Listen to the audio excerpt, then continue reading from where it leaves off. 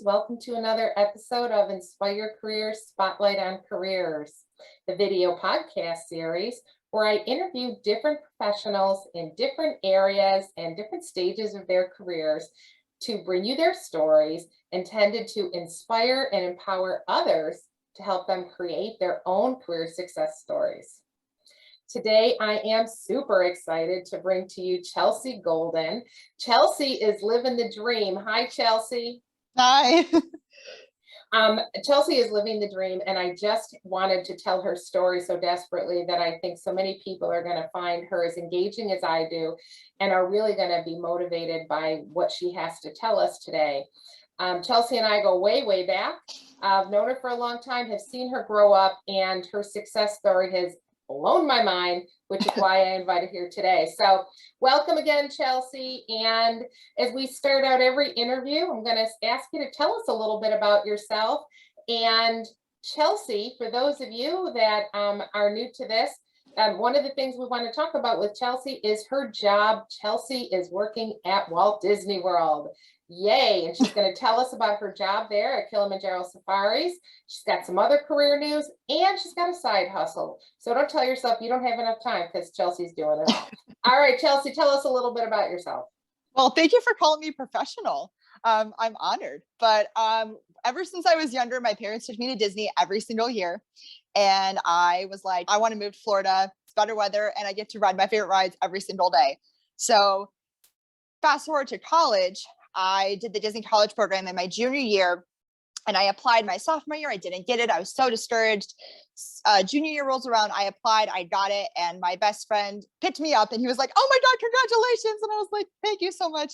So I came to Disney for 6 months, lived my life, lived the dream. I loved my job. I was probably in my apartment for like 4 hours of the day for sleeping. Not actually 4 hours, but you get the drift. Yeah.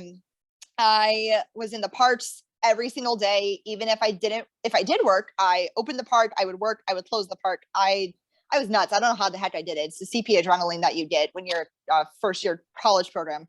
I wanted to stay there. I wanted to transfer schools. I wanted to move down to Disney and work it full time. And my mom was like, I'm going to pick you up and drive you back to Buffalo if I have to. So I had to come back to school, finish school, which I'm glad I did. I finished with a degree in event planning, and I'm, doing really great in that, I guess. But then I applied for the college program again, right for my senior year. So I came back down after I graduated in 2018. I got placed in Fantasyland at Peter Pan and Small World. And I was like, I don't want to stay there. No, I don't even want to go down there and do it. But I went down there, did it. And I'm so glad that I worked in Fantasyland, because I made some of the best friends. I had some of the best experiences, and I loved working in Fantasyland. Even though I wanted to work some bigger attraction like, Expedition Everest or Tower of Terror, something that had like a bigger ride system. Peter Pan's flight had a mind of its own. So, opening day 1971, it broke down all the time. So it was fun to work there, and fun to take that experience, transfer it over to Safaris, where I work now. I mean, but ever since I was younger, I always like to talk. I talked a lot, and I wanted to incorporate that into my job. So I transferred over to Kilimanjaro Safaris, and that's the one that took me after my college program. So I've been there for the past 2 years, and I could have, honestly, you've asked me back years ago when I wanted to work for Disney, what I wanted to do, where I thought it would be when I was 25, I would have never said Kilimanjaro Safaris. I would have never thought that I would have been driving the safari vehicle, telling everybody every animal fact about these animals, and being so passionate about it. I've grown to love so many of these animals, so many of my coworkers, this job, ever since those 2 years working at Safaris. But I think you take for granted what you've done. So let's take a step back. You have, and let's take a step back. So let's give a plug here to the college, the university that you went to that had this great program that allowed you to work at Disney, and that is? Niagara University. Right, located in Lewiston, New York. Mm-hmm. And actually my daughter is there right now, Chelsea. She's a senior in the same program, in the hospitality. Yeah. But it afforded you that great opportunity to get down there. But everybody doesn't get accepted to the program, and everybody that doesn't get picked up to work there full time. Tell us a little bit about that journey. I know there are people watching this, listening to this, because it's both video and audio, and people that are saying, well, she must have known somebody, something happened. How did you get, take this path and get to exactly where you wanted to be, and now you've been there for years? Just give us some insight so that other people can get inspired by that. Yeah, so back in 2015, I applied for the college program, and it's an application. You submit like their resume and your application or whatever, and then it prompts you to a web-based interview. And the web-based interview is those questions where they ask you the same 10 questions over and over again in different ways and with different answers, and they just want your answers to be cohesive. And the first time I did it, I didn't pass, and I was like, no, that's so sad. What? And then they were like, I was like, well, should I apply using a different email? And then the reps at that time for Niagara were like, no, you can't do that. Just wait again and apply next time. And honestly, there's so many people in these college program pages on Facebook that are like, I didn't get accepted. And there's so many people that comment and say, it's just not your time yet. You'll get it. Don't worry. If I wouldn't have gotten it back in 2016 or the year after, I guess, I probably wouldn't have been placed in the exact area that I wanted to get. Granted, if I would have been able to do the Osborne lights, which would have been so awesome, but remodeling and renovation and stuff. So that didn't happen. But who knows? I could have been in Magic Kingdom and Emporium, which is like my worst nightmare. I don't want to do that. But truly everything happens for a reason. And same thing with Pan and Small World. I actually hung up the phone on my interview for 2018, and I hung up the phone and I said, they're going to place me at Peter Pan and Small World. Just watch. And here we are. They placed me at Peter Pan and Small World. So, and for those of you that are watching on video for this podcast, that is Chelsea's background right now. You can see, you can see right on the background there. And for those of you that may not have been there yet, that's what it looks like. For those of you that've been there, you knew exactly what that was. There you go, Peter Pan. So for all of us Disney addicts, we all knew what it was, but loving that. So let me ask you this question. What is the very best thing about working at Disney World? Specifically at safaris, it is truly making magic every single day. And in other locations, in food and beverage, they're kind of told like, hey, kind of make magic maybe once a day, maybe give like a dessert out for free or something, especially if it's somebody's birthday. I'm not that. I can't just say, hey, go through the lightning lane line now because it's paid for. So we can't do that. But we never used to do that before. Anyways, because there were too many people coming through the fast pass line as it is. So, at safaris specifically, we get to interact with the guests on the ride itself. I'm telling the story of the reserve, the animals, how they interact with the reserve, what the story is behind the giraffe. And some people, they're like, wow, a giraffe. And of course, we just enter the savannah and the giraffe's way on the other side. And it's like so far away and we can like barely see. It's like this small. And I'm like, we'll get there. We'll get there. But for me specifically, it's these animals. I've grown to love them over the past couple of years. And, we come around where the lions are in the morning and they roar and I just stop and I'm like, you ask me what the best part of my job is. And it's that hearing the lions roar. How many times have you heard a lion roar in your life? Probably only a few. I've heard them roar at least like 20 times. So if not more, but it depends on the day. It depends on what the safari is, because no two safaris are ever the same. So it truly is just making magic for everybody around us. I love it. And as somebody who is a Disney fanatic myself, we all know if you are that kind of person, you know what she means by the magic. And and I love how you say too, it's a different experience every time, so that the animals behave differently. There's different people, but you had to get to know those scripts. You had to understand and learn about the animals too. Right. Yeah. So your knowledge helps other people enjoy the trip that much better. So you're educating and inspiring people while you're doing that. Let's not use the word worse. Let's use the word challenge. What might be a challenge for people that want to work at Disney? What might be one of the more challenging things about you working there? I could imagine I could guess a few, but what did you say?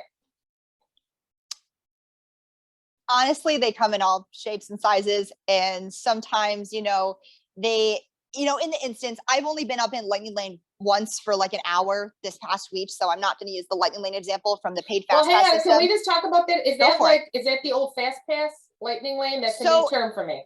Lightning Lane is the new improved fast pass system.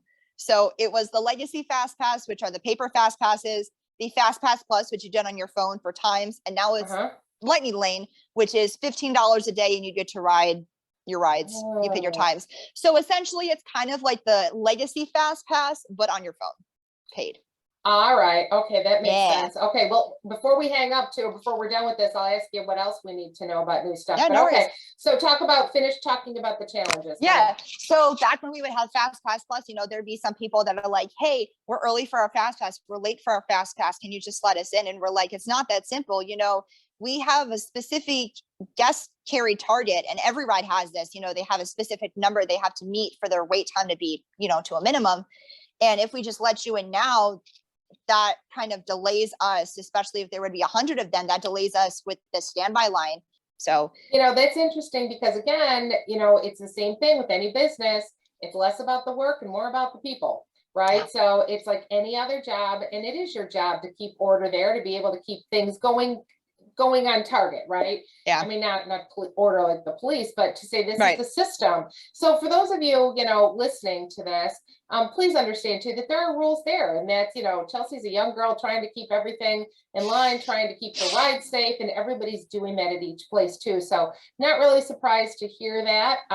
As I said, the people are the wild card wherever you go, but it does help you develop really great people skills to help negotiate to win-win outcomes for them, right? Oh, yeah. But in addition to the hours that you work and all this advancing your career, tell us about your side gig. This is exciting too. Like, where do you find the time? Well, I'm sure you remember from high school, but I was in like every single club, and I was always busy doing something. You know, I was in the musicals, the play, the several different clubs. I was after school every day for a week, every day each week, and I maybe had like maybe once or twice a month where I would actually go home on time. But my mom would always have to pick me up after she got off of work, or even later as well.